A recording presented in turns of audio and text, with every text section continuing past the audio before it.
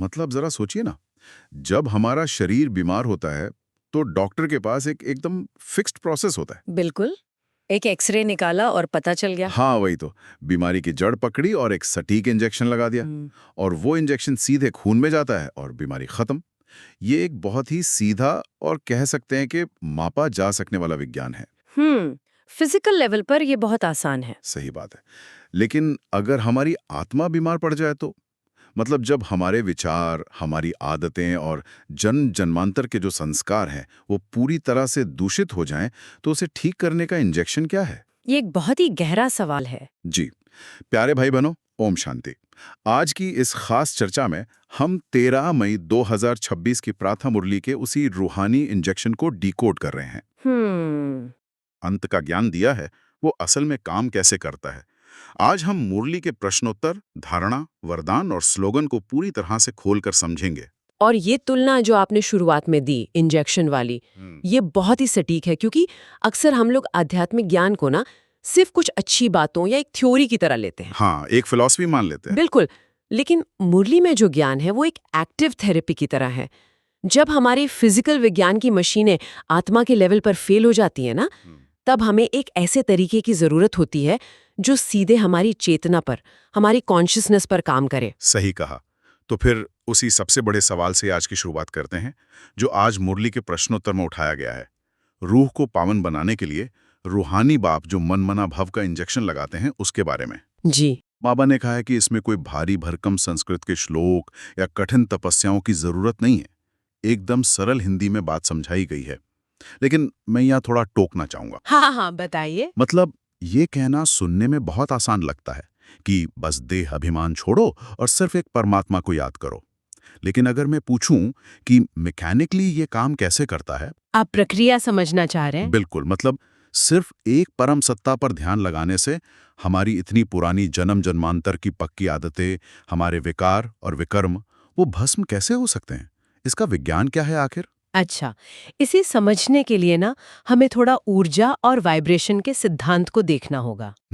Frequency वाली बात। हाँ, हमारी जो पक्की आदतें हैं या जिन्हें हम आध्यात्मिक भाषा में विकर्म कहते हैं, वे असल में बहुत ही लो फ्रीक्वेंसी की ऊर्जा हैं, जो देह अभिमान के कारण आत्मा में पूरी तरह रिकॉर्ड हो गई हैं। अच्छा। अब आप देखिए, आप अंधेरे को मुक्के मारकर तो कमरे से बाहर नहीं निकाल सकते ना। अरे नहीं, बिल्कुल नहीं। आपको बस एक रोशनी जलानी होती है। तो ये जो मनमना भाव है, इसका अर्थ सिर्फ परमात्मा के बारे में सोचना नहीं है, बल्कि अपनी चेतना को उस सबसे ऊंची फ्रीक्वेंसी के साथ ट्यून करना है। मतलब जैसे रेडियो स्टेशन सेट करते हैं। एकदम सही। जब आत्मा उस परम पवित्र ऊर्जा स्रोत के साथ, यानी बाबा के साथ जुड़ती है, तो एक तरह का आध्यात्मिक घर्षण पैदा होता है, एक स्पिरिचुअल फ्रिक्शन। Spiritual friction. हाँ, और ये घर्षण ही वो योग अग्नि है जो उन पुरानी और नकारात्मक ऊर्जा के पैटर्न्स को जला देती है। इसीलिए इसके लिए किसी खास भाषा या श्लोक की जरूरत नहीं है। ओहो, अब समझ में आया। क्योंकि ये शब्दों का नहीं, बल्कि सीधे एनर्जी ट्रांसफर का विज्ञान है। आत्मा का मूल स्वरूप तो शांत ही है ना। ये नजरिया तो वाकई पूरी तरह से चीजों को बदल देता है। मतलब ये कोई दिमागी कसरत नहीं चल रही है, बल्कि हमारी फ्रीक्वेंसी की रीट्यूनिंग हो रही है। बिल्कुल। ये चीजों को देखने का एक नया नजरिया भी तो चाहिए होता है ना। और यहीं से मुरली का वो दूसरा बहुत ही गहरा पहलू सामने आता है, स्वदर्शन चक्र। जी, स्वदर्शन चक्रधारी बनना। हाँ, अब हम सब जानते हैं कि आध्यात्मिक अर्थों में स्व का दर्शन और समय के चक्र को समझना क्या है। हमें उन बेसिक परिभाषाओं की जरूरत तो नहीं है। लेकिन एक बात जो खटकती है वो ये है कि दुनिया की आम धारणा में या शास्त्रों में स्वदर्शन चक्र को एक हथियार माना गया है, मतलब एक हिंसक प्रतीक जिससे गले काटे जाते हैं। सही बात है, टीवी सीरियल्स में भी वैसा ही दिखाते हैं। बिल्कुल, लेकिन बाबा ने मुरली में इस धारणा को सिरे से खारिज किया है।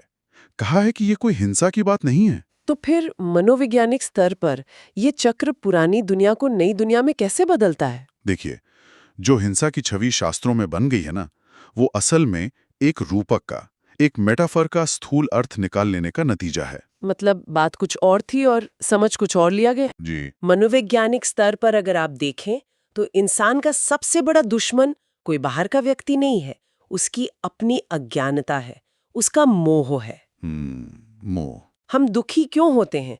क्योंकि हम मान लेते हैं कि ये जो हमारी वर्तमान स्थिति है या ये जो शरीर है, जो रिश्ते हैं, बस यही परम सत्य है और हमेशा ऐसे ही रहेंगे। हाँ, हम बदलाव को एक्सेप्ट नहीं कर पाते। बिल्कुल। लेकिन जब कोई स्वदर्शन चक्र घुमाता है, मतलब अपनी बुद्धि में सृष्टि के आदि यानी सतयुग, फिर मध्य और अंत का पूरा चित्र स्पष्ट रूप से देखता है, तो क्या होता है? उसे एक डिटैचमेंट आ जाता है, एक सच्चा वैराग्य। अरे वाह! वह समझ जाता है कि हर चीज परिवर्तनशील है, पुरानी दुनिया नई होती है और नई फिर पुरानी होती है। ये जो इतना बड़ा दृष्टिकोण है ना, ये मोह की जंजीरों को एक ही झटके में काट देता है। क्या बात है! यही वो असली गला काटना है, देहाभिमान का गला काटना, अज्ञानता को काटना। मतलब ये कोई हिंसा नहीं बल्कि ज्ञान का हथियार है। पर मुरली में इस चक्र को लेकर एक बात है जो मुझे, सच कहूं तो, और भी ज्यादा सोचने पर मजबूर करती है। कौन सी बात? बाबा ने कहा है कि श्री कृष्ण या विष्णु जैसे देवताओं को भी इस चक्र का ज्ञान नहीं है। अब ये बात थोड़ी अजीब नहीं लगती? मतलब जो सतयुग के मालिक हैं, पावनता में एकदम नंबर 1 हैं, उन्हें तो सबसे ज्यादा ज्ञानी होना चाहिए ना? फिर उन्हें इस चक्र की जानकारी क्यों नहीं है? इस विरोधाभास को समझने के लिए ना, हमें एक भूल भुलैया या मेज का उदाहरण लेना होगा। भूल भुलैया? कैसे? देखिए, जो व्यक्ति भूल भुलैया के अंदर है, भले ही वो उसके सबसे खूबसूरत हिस्से में क्यों ना खड़ा हो, क्या वो पूरी भूल भुलैया का नक्शा ऊपर से देख सकता है? नहीं, बिल्कुल नहीं देख सकता। बस यही बात है। सतयुग में देवता उस चक्र के अंदर हैं। वे अपने सबसे अच्छे स्वरूप का, अपने प्रारब्ध का इनाम भोग रहे हैं।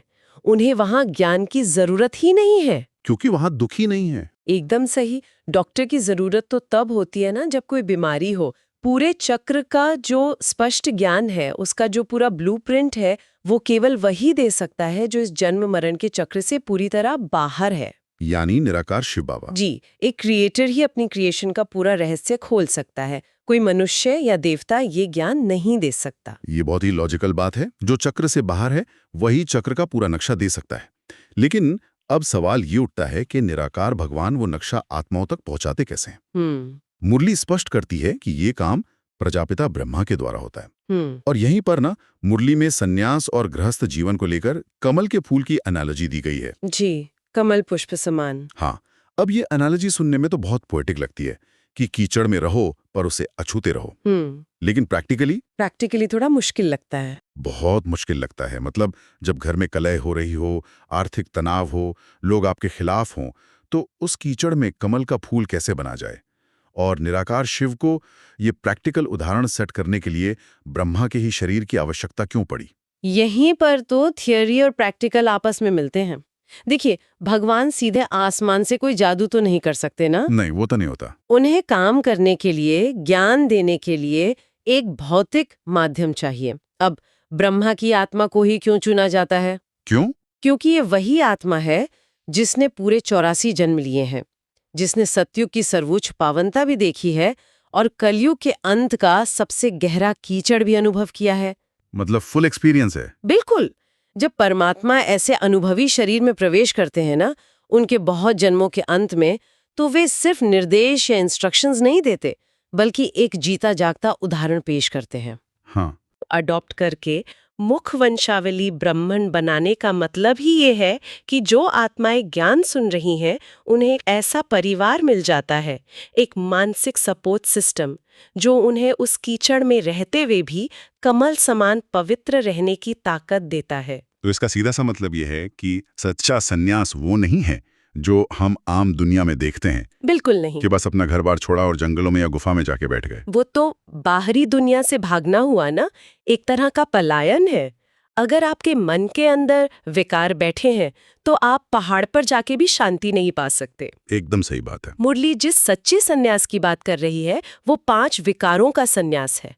आप उसी घर में रहते हैं, अपने परिवार की जिम्मेदारियां निभाते हैं, लेकिन आपका इंटरनल सॉफ्टवेयर बदल चुका है। इंटर्न सॉफ्टवेयर अपडेट हो गया है। हाँ, राजयोग की जो अग्नि है ना, वो आत्मा के अंदर छिपी हुई खाद यानी अशुद्धि को निकाल देती है। जैसे सोने को आग में तपाते? बिल्कुल वही उदाहरण। तपाने से वो फिर से सतो प्रधान हो जाता है। वैसे ही आप समाज में रहते हुए भी समाज की जो नकारात्मकता है, उससे अछूते रहते हैं। आपने ये खाद यानी अशुद्धि और सोने का जो जिक्र किया ना, ये मुझे सीधे मूर्तियों और चित्रों से जुड़े एक बहुत ही दिलचस्प सवाल की तरफ ले जाता है। अच्छा, श्याम सुंदर वाला रहस्य। हाँ, मुरली में श्री कृष्ण और जगत अम्बा के काले यानी श्याम होने का जिक्र किया गया है। हम अक्सर मंदिरों में सांवली या गहरी काली मूर्तियां देखते हैं, जी। लेकिन मुरली में इसके लिए एक बहुत ही कड़ा और स्पष्ट शब्द इस्तेमाल हुआ है कि काम चिता पर बैठ काले बने हैं। अब मुझे ये बताइए, जो श्री कृष्ण पावनता में नंबर 1 थे, जिन्हें स्वर्ग का मालिक कहा जाता है, उनका रंग बदलना सिर्फ समय के चक्र का असर है या इसके पीछे कोई गहरा विज्ञान है? देखिए, ये कोई मॉरल जजमेंट या नैतिक फैसला नहीं है, बल्कि ये ऊर्जा के क्षय होने का यानी एनर्जी लूज होने का एक आध्यात्मिक तथ्य है। अच्छा। आपने फिजिक्स में एंट्रोपी का नियम सुना होगा? हाँ, कि समय के साथ हर चीज अपनी सर्वोत्तम अवस्था से गिरकर अव्यवस्था की ओर जाती है। बिल्कुल। जो चीज एकदम नई है, सतोप्रधान और हीरे जैसी है, वो पुरानी होती ही है। लेकिन आध्यात्मिक स्तर पे ये गिरावट कैसे आती है? कैसे? जब आत्मा सतयुग में होती है तो वो पूरी तरह से देही अभिमानी होती है, ऊर्जा से भरपूर, प्रकाशमय, इसलिए उसे सुंदर कहा गया है। लेकिन जैसे जैसे जन्म बीतते हैं और आत्मा द्वापर युग से देह अभिमान में आती है, तो वो अपनी खुशी और संतुष्टि भौतिक सुखों में ढूंढने लगती है, विशेषकर काम विकार में। यानी जो खुशी अंदर थी, उसे बाहर की दुनिया से खींचने की कोशिश करती है। एकदम सही पकड़ा आपने। और जब आत्मा काम विकार के अधीन होती है ना, तो उसकी सबसे सूक्ष्म और शुद्ध ऊर्जा का बहुत तेजी से ह्रास होता है। ओहो। मुरली में काम चिता शब्द का इस्तेमाल इसलिए किया गया है क्योंकि चिता हर चीज को जलाकर राख या कोयला कर देती है। बाप रे, ये तो बहुत गहरी बात है। हाँ, विकारों की ये अग्नि आत्मा की उस मूल चमक को जला देती है। पुनर्जन्म लेते लेते आत्मा तमो प्रधान हो जाती है, जिसे प्रतीकात्मक रूप से मूर्तियों में श्याम या काला दिखाया गया है। इसी वजह से जगत अम्बा को भी काली के रूप में पूजा जाता है। बिल्कुल। ये सत्यनारायण की कथा किसी एक व्यक्ति की नहीं है, ये भारत की कहानी है और हर उस आत्मा की कहानी है जो कभी संपूर्ण थी और विकारों के कारण अपनी चमक खो बैठी, कौड़ी जैसी बन गई। ये तो बहुत ही अद्भुत विश्लेषण है। मतलब मूर्तियों के रंग असल में आत्मा की ऊर्जा के गिरते हुए ग्राफ को दर्शा रहे हैं। जी। और मुरली ये इशारा कर रही है कि अब ये रौरव नर्क यानी कलयुग अपने बिल्कुल अंत पर है। बाबा कहते हैं कि देहली परिस्तान तो बनना ही है। हाँ, फेरीलैंड बनना ही है। बाबा तैयारी करा रहे हैं। ये एक बहुत बड़ी उम्मीद है। लेकिन अब हम वापस उसी प्रैक्टिकल सवाल पर आते हैं। ये सब थ्योरी तो बहुत गहरी है, स्वदर्शन चक्र, कमल का फूल, एंट्रोपी। लेकिन कोई भी जिज्ञासु जो सुबह उठकर अपनी भागदौड़ भरी जिंदगी में लगा है, वो इसे आज अभी अपने जीवन में कैसे उतारेगा? धारणा की बात कर रहे हैं आप? जी, मुरली की धारणा कहती है कि सबसे पहले ज्ञानामृत स्वयं पीना है और दूसरों को पिलाना है। लेकिन मेरा असली सवाल आज के वरदान को लेकर है।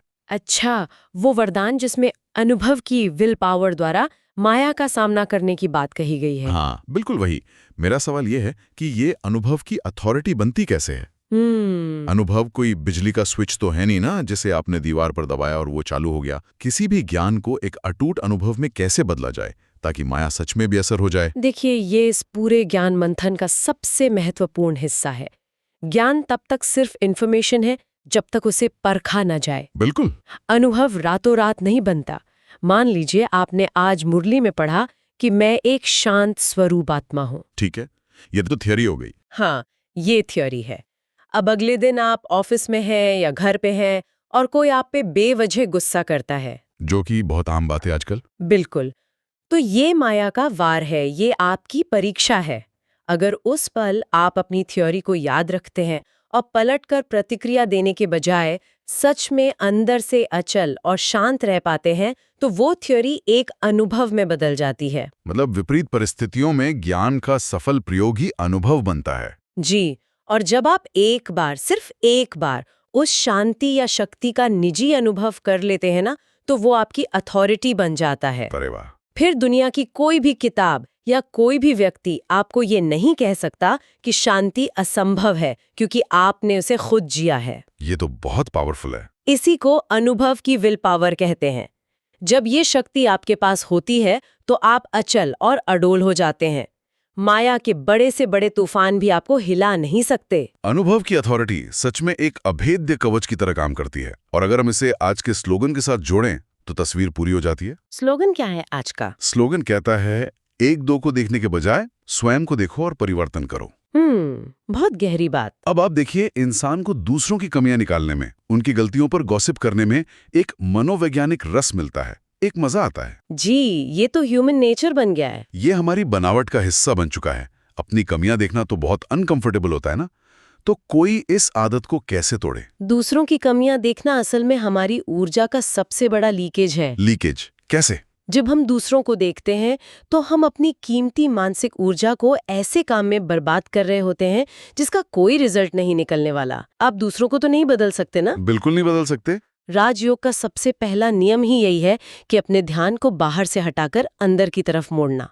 हाँ, शुरुआत में खुद की कमियां देखना बहुत असुविधाजनक होता है क्योंकि तब हमारा अहंकार चोटिल होता है, ईगो हर्ट होता है। जी।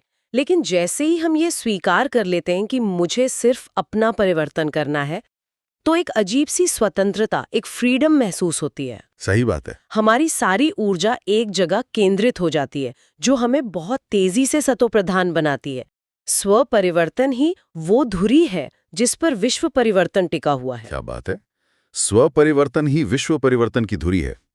आज की इस चर्चा में हमने वाकई कई जटिल परतों को खोला है। बिल्कुल। हमने समझा कि कैसे मन मना भाव सिर्फ एक शब्द नहीं, बल्कि चेतना की फ्रीक्वेंसी को रीट्यून करने का विज्ञान है।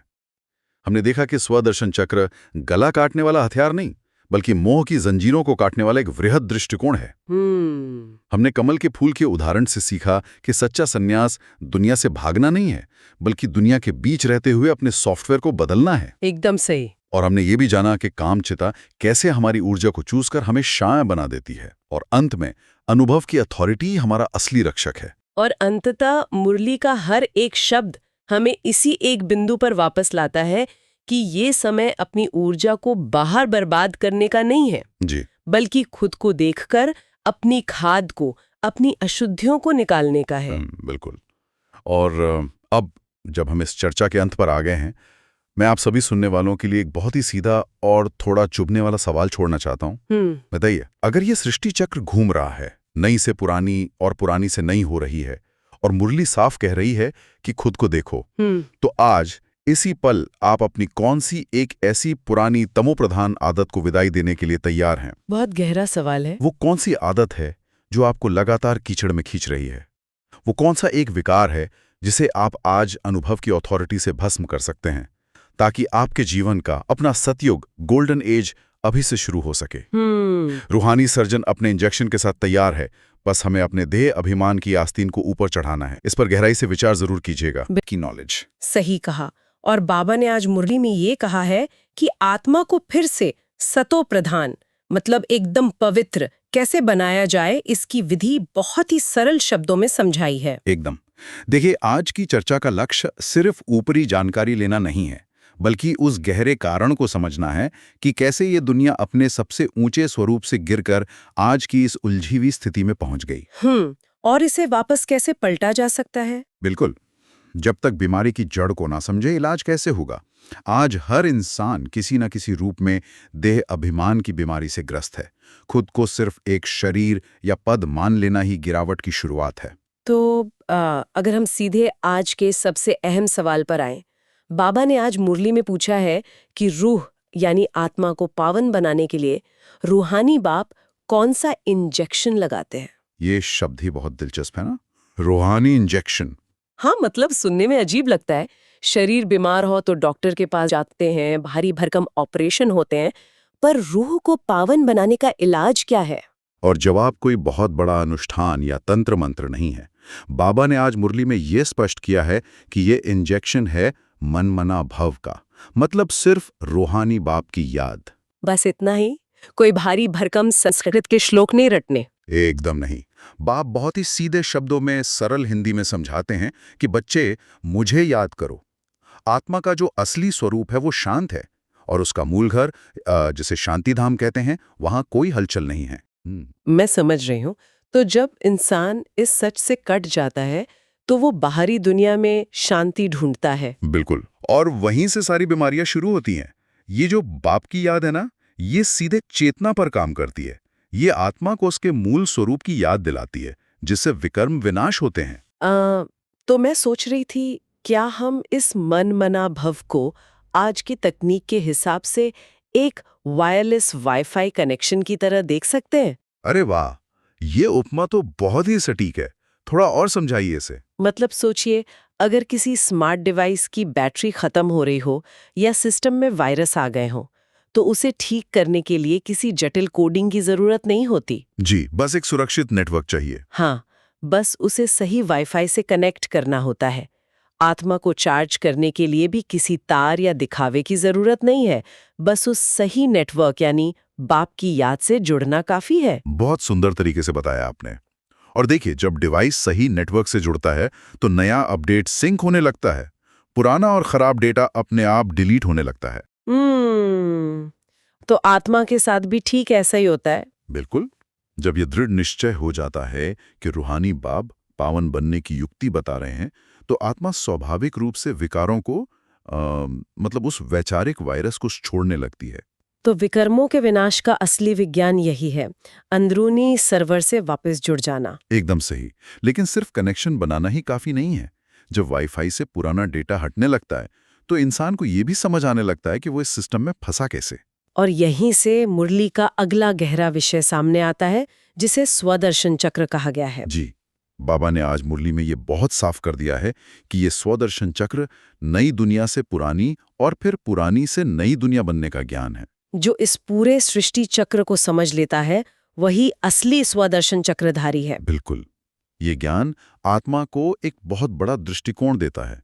ये सिर्फ समय की बात नहीं है, बल्कि चेतना के बदलने का विज्ञान है, सतोप्रधान अवस्था से तमो प्रधान तक। पर यहाँ मेरे मन में एक सवाल आता है, अगर ये सिर्फ समय के चक्र का आध्यात्मिक ज्ञान है, हाँ मतलब एक वैचारिक समझ है, तो इंसानों ने इसे शास्त्रों में एक ऐसे हिंसक हथियार के रूप में क्यों दर्शाया जिससे लोगों के गले कट जाते हैं? ये बहुत ही लाजवाब सवाल है। क्या ये इस बात का सबूत है कि जब असली सूक्ष्म ज्ञान लुप्त हो जाता है तो इंसान प्रतीकों को बहुत ही भौतिक रूप में लेने लगता है? 100%। ये इंसानी सोच के पतन का एक बहुत ही सटीक विश्लेषण है। असल में सतयुग में इस ज्ञान की जरूरत ही नहीं होती। हाँ, क्योंकि वहां तो सब कुछ पहले से ही अपनी सबसे ऊंची अवस्था में है। बिल्कुल। और कलयुग आते आते सत्य पूरी तरह छिप जाता है।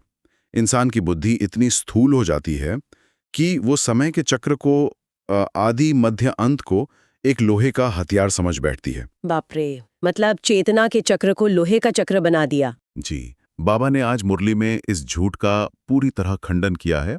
ये कोई हिंसा की बात नहीं है। स्वदर्शन चक्र तो असल में माया के गलों को काटने का, विकारों को खत्म करने का उपकरण है। और मुरली में ये भी स्पष्ट किया गया है कि ब्रह्मा, विष्णु और शंकर भी देवता हैं, लेकिन इस सृष्टि चक्र का ज्ञान सिर्फ निराकार शिव ही दे सकते हैं। ऐसा इसलिए है क्योंकि जो खुद किसी सिस्टम का हिस्सा है, वो पूरे सिस्टम को बाहर से कैसे देख सकता है। देवता भी इसी जन्मरण के चक्र में आते हैं। हाँ, ये तर्क तो बहुत ही स्पष्ट है। जो सिस्टम के बाहर है वही उसे ऊपर से देख सकता है। और जब हम इस चक्र को देखते हैं तो भारत के पतन की कहानी बहुत ध्यान खींचती है। बिल्कुल। बाबा ने आज मुरली में बताया है कि क्राइस्ट से 3000 वर्ष पहले भारत हेवन था, मतलब स्वर्ग। वो 100% सॉल्वेंट था। वहां सिर्फ एक धर्म और एक भाषा थी, और आज की स्थिति तो खैर किसी से छिपी नहीं है। ये पूज्य से पुजारी बनने का सफर है। मुरली में इसके लिए श्याम सुंदर और जगत अम्बा का बहुत गहरा उदाहरण दिया गया है। वो कैसे? देखिए, श्री कृष्ण जो अपनी सतुप्रधान अवस्था में नंबर 1 पावन थे, मतलब सुंदर थे, वही आत्मा जन्म लेते लेते कलयुग में विकारों के अधीन होकर काले यानी श्याम बन जाती है। अच्छा, तो जगत अम्बा जिन्हें काली के रूप में पूजा जाता है, उनका कालापन भी इसी पतन का प्रतीक है। एकदम सही। जो इंसान खुद आपे ही पूज्य था, वो अपनी पहचान भूलकर जड़ गुड़ियों की पूजा करने वाला पुजारी बन गया। इस पूरी गिरावट को अगर हम एक आधुनिक उपमा से समझें तो ये किसी बहुत बड़ी ग्लोबल कॉर्पोरेट कंपनी के पतन जैसा लगता है। वो कैसे? थोड़ा खोलकर बताइए। मतलब सोचिए, एक कंपनी है जिसके पास शुरुआत में एक स्पष्ट विजन था, एक ही नियम था, जैसे सतयुग का एक धर्म और एक भाषा। जी बिल्कुल। वो कंपनी पूरी दुनिया पर राज कर रही थी, लेकिन समय के साथ असली संस्थापक चले गए, नई मैनेजमेंट आ गई और अलग अलग डिपार्टमेंट्स बन गए, जिन्हें हम अलग धर्म कह सकते हैं। हर कोई अपनी भाषा बोलने लगा, आपस में लड़ने लगे। अरे वाह, गुटबाजी के कारण वो कंपनी छोटे छोटे हिस्सों में बंट गई। आज उस कंपनी का नाम तो है, लेकिन उसकी असली वैल्यू खत्म हो चुकी है। ये तुलना उस गिरावट की प्रक्रिया को बहुत ही अच्छे से स्पष्ट करती है। जब मूल विजन खत्म होता है तो बिखराव तय है, हर कोई स्वार्थ में उलझ जाता है। और इसी बिखराव को मुरली में पतित होना कहा गया है ना? बिल्कुल। आध्यात्मिक भाषा में पतित वो है जो विकारों के अधीन है, जिसने अपनी मूल शक्ति खो दी है। और इसी भारी गिरावट के कारण दुनिया को मुक्ति और जीवन मुक्ति की जरूरत पड़ती है। मुक्ति और जीवन मुक्ति, अक्सर लोग सोचते हैं कि बस जीवन से छुटकारा पा लेना ये मुक्ति है। ये बहुत बड़ी गलतफहमी है। मुक्ति का अर्थ है शांति धाम, वह परम धाम जहां आत्माएं बिना शरीर के शांत अवस्था में रहती हैं। ये तो सबको मिलेगी। और जीवन मुक्ति क्या है फिर? जीवन मुक्ति बहुत ऊंची अवस्था है।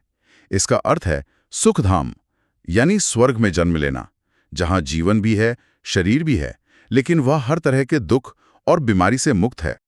तो ज्ञान का सागर बाप आकर सत्यनारायण की कहानी सुनाते हैं ताकि इस पुरानी पतित दुनिया को वापस सुखधाम में पलटाया जा सके। बिल्कुल। लेकिन जब दुनिया इतनी पतित हो चुकी हो, जिसे मुरली में रौरव नर्क कहा गया है, तो इलाज कोई साधारण डॉक्टर नहीं कर सकता। हाँ, जब कंपनी पूरी तरह दिवालिया हो जाए तो उसे वापस 100% सॉल्वेंट बनाना मामूली बात नहीं है। इसीलिए बाबा ने आज मुरली में खुद को रूहानी अविनाशी सर्जन कहा है। शिव बाबा निराकार है, जो प्रजापिता ब्रह्मा के बहुत जन्मों के अंत में प्रवेश करके आत्माओं को अडॉप्ट करते हैं। लेकिन इस रूहानी सर्जन का जो प्रिस्क्रिप्शन है, जिसे सच्चा संन्यास कहा गया है, वो बहुत ही चुनौतीपूर्ण लगता है। आपको ऐसा क्यों लगता है? क्योंकि मुरली कहती है कि घर-बार छोड़कर जंगलों में नहीं जाना है, गृहस्थी व्यवहार में रहकर 5 विकारों का संन्यास करना है। अगर व्यावहारिक रूप से सोचें तो परिवार, समाज और रोजमर्रा की हलचल के बीच रहकर अपनी आत्मा से कोई खाद कैसे निकाल सकता है? जंगल में कम से कम शांति तो होती है। ये उलझन बहुत स्वाभाविक है, लेकिन अगर आप गहराई से सोचें तो बाहरी दुनिया से भागने पर अंदर की बीमारियां खत्म नहीं होती। हाँ, ये बात तो है। शरीर जंगल चला जाए पर इच्छाएं तो साथ ही जाती हैं। बिल्कुल। जगह बदलने से वाइब्रेशन नहीं बदल जाती। मुरली में स्पष्ट कहा गया है कि भल कितने भी गंगा स्नान करें या जप तप करें, इंसान नीचे ही उतरा है। मतलब भौतिक दूरी आध्यात्मिक शुद्धता की कोई गारंटी नहीं है? एकदम नहीं। इसीलिए रूहानी सर्जन ने बाहर भागने का नहीं, भीतर जागने का रास्ता बताया है। घर में रहते हुए माँ में कम याद करो, यानी सिर्फ एक बाप की याद। ये जो योग है, ये असल में वो आध्यात्मिक अग्नि है जो आत्मा के अंदर की खाद को जलाती है। जी। कीचड़ में रहकर, विकारों की दुनिया में रहकर भी जब कनेक्शन भगवान से जुड़ा रहता है तो अंदर का कचरा जलता है। कमल के फूल के समान पवित्र रहना ही असली संन्यास है। ये बहुत ही सशक्त विचार है और इसे सिर्फ सुनना नहीं है बल्कि जीवन में उतारना है, जो कि आज की मुरली की धारणा, वरदान और स्लोगन का हिस्सा है। बिल्कुल। इसे हम प्रैक्टिकल एप्लीकेशन कह सकते हैं। आज की धारणा में कहा गया है कि ज्ञान अमृत को खुद पीना है और दूसरों को पिलाना है। और पुजारी से पूज्य बनने के लिए विकारों का त्याग करना है, बाप की हर बात मानकर निश्चय बुद्धि बनना है। जी। और आज का जो वरदान है वो सीधे आंतरिक शक्ति की बात करता है। बाबा ने आज मुरली में कहा है, अनुभव की विल पावर द्वारा माया की पावर का सामना करने वाले अनुभवी मूर्त भव। इस वरदान को समझने के लिए हम एक उपमा लेते हैं। मान लीजिए ज्ञान सिर्फ एक नक्शा है। नक्शे से पता चल जाता है कि मंजिल कहाँ है, लेकिन अनुभव उस रास्ते पर खुद चलने जैसा है। बिल्कुल। और जब कोई खुद चलता है तो उसे हर खड्डे, हर तूफान का असली पता चलता है। यही अनुभव उसकी विल पावर को फौलाद बना देता है। ये अनुभव असल में एक बहुत बड़े समुद्री जहाज के लंगर, मतलब एंकर की तरह काम करता है। अरे वाह, क्या बात है। जब माया का भारी तूफान आता है ना, तो सिर्फ किताबी ज्ञान जहाज को डूबने से नहीं बचा सकता। एकदम सही कह रही हैं आप। वो अनुभव का लंगर ही होता है जो गहराई में टिका रहता है और इंसान को अपनी जगह पर अचल और अडोल बनाए रखता है। ये लंगर वाली उपमा इस वरदान को बहुत ही खूबसूरती से खोलती है। अनुभव की अथॉरिटी ही सबसे बड़ी अथॉरिटी है। और ये अचल स्थिति प्राप्त कैसे होती है, इसका इशारा आज के स्लोगन में है, एक दो को देखने के बजाय स्वयं को देखो और परिवर्तन करो। अक्सर हमारी आदत होती है दूसरों की कमियां निकालने की। हाँ, कि सामने वाला क्या कर रहा है, वो गलत है या सही। यही सबसे बड़ी ऊर्जा की बर्बादी है। जब नजर बाहर होती है तो हम अपनी शक्ति खो रहे होते हैं, लेकिन जब इंसान स्वयं को देखता है तभी वो सेकंड में किसी भी शक्ति का आवाहन कर सकता है। तो अगर इस पूरे विचार सागर मंथन को समेटें, तो बात यहाँ आती है कि हम एक बहुत ही महत्वपूर्ण समय से गुजर रहे हैं। कलयुग का अंत बिल्कुल निकट है। जी, हम अभी संगम युग पर हैं और नई दुनिया यानी विष्णुपुरी की स्थापना की तैयारी चल रही है। इंसान को वापस कौड़ी से हीरे मिसल सतोप्रधान बनाया जा रहा है, और ये सिर्फ रूहानी सर्जन के मनमना भाव वाले इंजेक्शन और अनुभव की विल पावर से ही संभव है। बिल्कुल, ये पुराने से नए की ओर जाने की यात्रा बाहर से नहीं, आत्मा के भीतर से होकर गुजरती है। तो आज की इस गहरी चर्चा को विराम देते हुए एक बहुत ही गहरे और सोचने पर मजबूर कर देने वाले विचार के साथ हम इस मंथन को समाप्त करेंगे। जी बिल्कुल। बाबा ने आज मुरली में कहा कि हम संगम युग पर हैं और नई दुनिया के लिए तैयारी कर रहे हैं। जरा गहराई से सोचिए, अगर किसी को आज ही इसी पल उस 100% साल्वेंट पवित्र नई दुनिया के लिए अपना आध्यात्मिक सामान पैक करना हो, बहुत ही सुंदर सवाल है ये। तो इस वर्तमान जीवन की कौन सी ऐसी आदत, कौन सी सोच या विकार होगा जिसे आज इसी वक्त यहीं पीछे छोड़कर जाना पड़ेगा? क्योंकि नई दुनिया की तरफ जाने वाली इस उड़ान में पुराने और भारी विकारों के लिए कोई लगेज स्पेस नहीं है। बिल्कुल, जो भारी है वो उस ऊंची दुनिया में प्रवेश कर ही नहीं सकता। इस सवाल पर जरूर विचार कीजिएगा। प्यारी भाई बहनों, ओम शांति। ओम शांति।